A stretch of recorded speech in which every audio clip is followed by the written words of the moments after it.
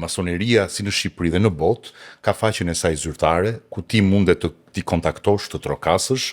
Kjo është rruga e vetme për të bërë pjesë e masonerisë. Regalia, ajo që njihet si veshja masonerisë, unaza masonike, porosit sa të duash në eBay me $2, me $5, me $10.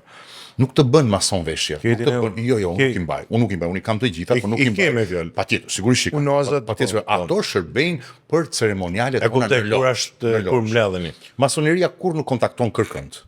Masoneria ti bën kërkesa, masoneria shqyrton kërkesat, masoneria heton për ty, patjetër.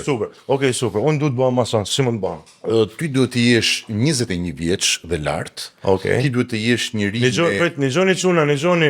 Në gjoni quna, hap një vesh. Duhet të jesh njëri i padënuar, duhet të jesh njëri me një figurë të pastër, sepse bëhet ai, po them unë ty, kontrolli, çeku i pastërtisë së figurës.